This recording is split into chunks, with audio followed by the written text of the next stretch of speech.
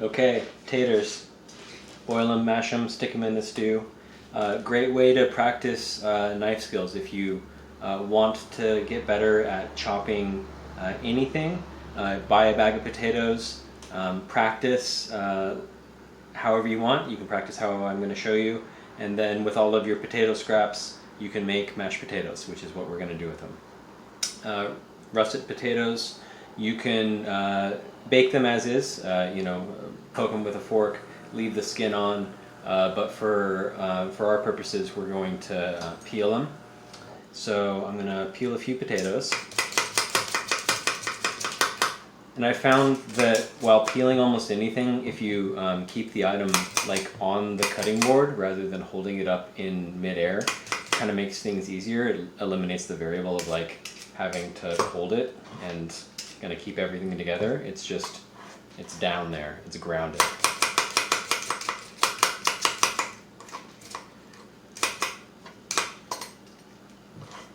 So we're going to peel all these. And if you're going to peel a bunch of potatoes and you don't want them to brown, then you can stick them in water and that will keep them from browning.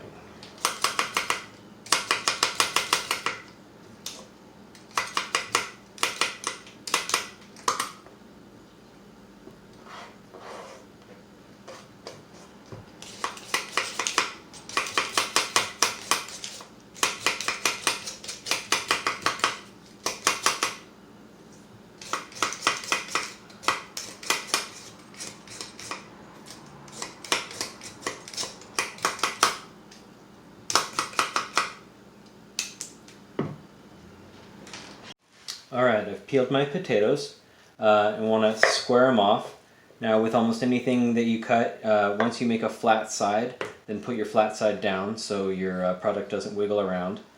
And continue squaring it off on all four sides. We'll make a small dice, a medium dice, and a large dice. So small dice is about 1/4 inch on each side. So cut a plank that's 1/4 inch thick. Then cut batons that are also 1/4 inch thick, and then just cut across the batons to make nice little cubes, about 1/4 inch on the side. For medium dice, it's going to be twice as thick, about 1/2 inch on a side, so your baton's going to be about 1/2 inch, and then cut another 1/2 inch thick baton, put this to the side. And then cut another, square it off, cut another 1/2 inch thick across the baton, and you've got little medium dices. For a large dice, we've actually got a perfect about 3/4 of an inch thick plank right here, so we're going to use it. And then cut a little bit off to make it 3/4 of an inch thick on the baton. And then cut across this big old baton. For large dices, large rhombuses, whatever. Work on squaring them off if you want, but that's basically how you do a large dice.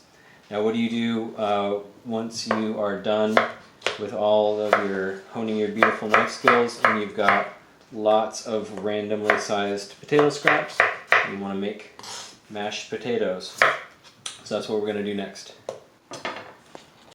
Alright, to be totally honest, I feel a little silly putting a mashed potato recipe on here, but whatever, here goes. You want to get a big pot of water salted, so it's salty kind of like the ocean. Bring it to a rolling boil on high heat.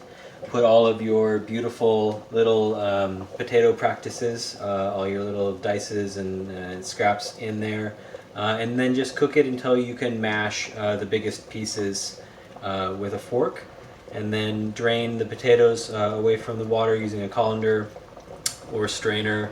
Add some butter and cream, or half and half if you want to go full dairy, maybe coconut milk if you want to do a dairy-free version.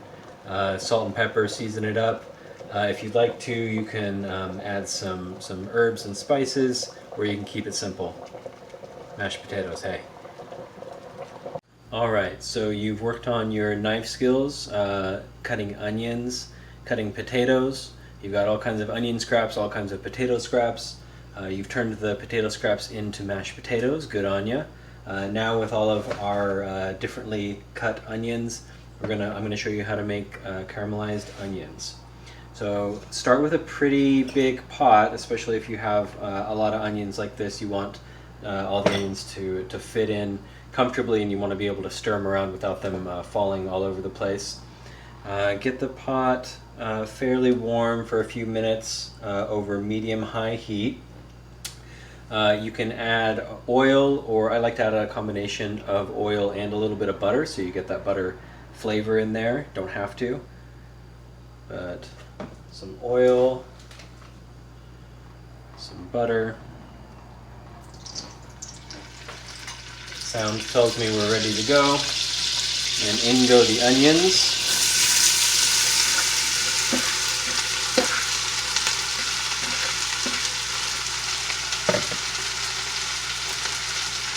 And the first thing the onions are going to do is they're going to cool off the pan a little bit.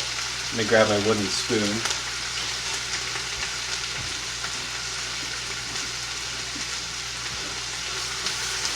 You're going to cool down the pan, but then it's going to get warmer again.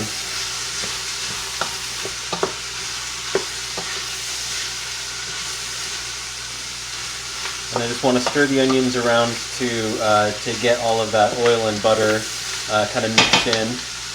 And also what I want to do is add a little bit of salt. Not really seasoning to taste at this point, but the salt will help draw the water out of the onions. That's what salt does when you put it on anything, is it draws the water out. And that's useful because while these onions are still full of water, they're not really going to brown. But once the water starts evaporating, and you'll be able to tell because the onions shrink down quite a lot, then the onions are going to brown, and it's going to happen pretty quickly, especially towards the end. So leave them on medium-high heat for a few minutes. So I'm going to do that, and we'll come back to them. Alright, it's been another minute or so. I don't know how well you can see this, but I wanted to mention too that you're going to start getting little brown bits sticking to the bottom of the pan. It's called fond. That's really cool as long as you keep scraping it up and getting it into the onion. So you really want to pay attention to the pot at this point. You can also lower the heat a little bit to medium, or somewhere between medium and medium-high to kind of slow everything down. You can keep it on medium-high, but you're going to need to babysit it a little bit more. The fond has a lot of flavor, but if it burns, then it's going to add a burnt, bitter flavor.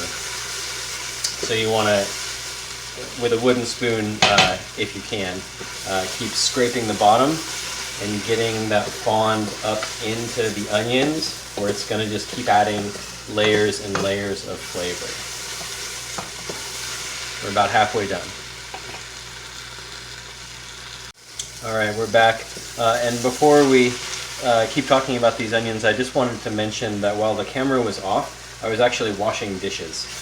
Cleaning as you go, if you can get in that habit, is going to make your cooking experience a lot more pleasant, because you're not going to have a mountain of dishes at the end. So we're at about the second stage here of caramelizing onions, I would call it. You're starting to see little pools of liquid escape the onions and get boiled off, which is what you want to happen. The onions are starting to shrink down a little bit, get a little bit of color on them, a little bit yellow, and you can see through them a little bit. They're getting a bit translucent. So they're, I don't know, about a third of the way there. We'll come back to them in a few minutes.